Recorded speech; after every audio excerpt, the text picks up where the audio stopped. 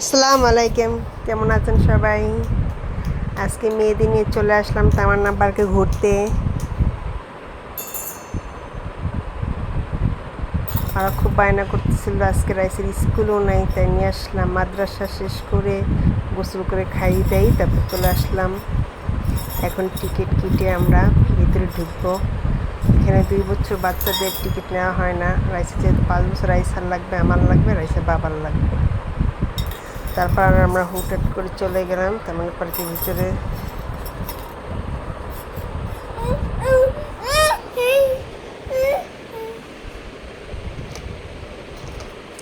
এখানে ছোট্ট একটু, তাও ভালো লাগে। ওদের সব কিছু পরিপাটি গুছানো, আর কম টাকার ভিতর সব কিছু রাইডস ঠিক করা আছে। এখানে লেখা তামান্না পার্ক।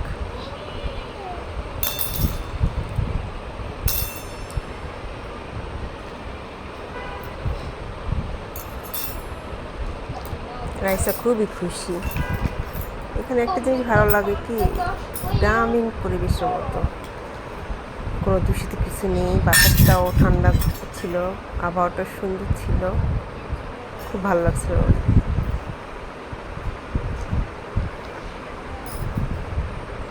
আমার মনে চাইছিল না আসতে, তাও রাইসা বাবার একটা কাজ ছিল, তাই তাড়াতাড়ি চলে আসলাম মেয়েদের নিয়ে।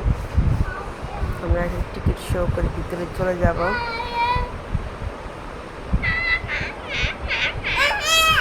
রবিনাকে নিয়ে আরেকবার আসছিলাম, তখন একটু ছোট ছিল। টিকিট দেখি এখন আমরা টিকিট দেখবো, কিন্তু এবার রবিনা একটু বুঝে, রবিনা খুব খুশি, রাইসা তো আরও খুশি। এই যে দিয়েছি দৌড়, 2 বোনে মিলে।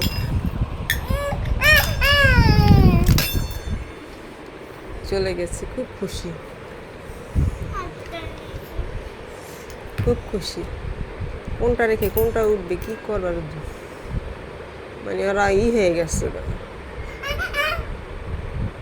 কি করবো, দিশা পাইতেছে না খুঁজে, কি করা যায়। রোদ ছিল তাই ওদের নিয়ে বেশি একটা করলাম না। প্রথম আমরা হাঁসের ওটাই গেলাম কিছুক্ষণ পর। এই সময়টা লোকজন কম ছিল, কারণ দুপুরের লাঞ্চ টাইম প্রায়।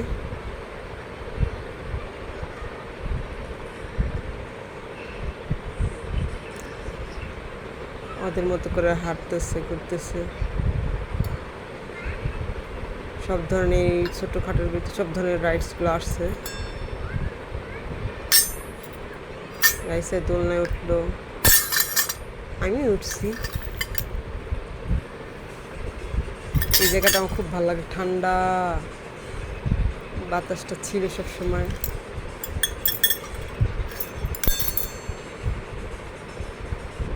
এখানে সুইমিং পার্কও আছে, বাচ্চা ছোট দেখে আমরা সুইমিং পার্কে গেলাম না।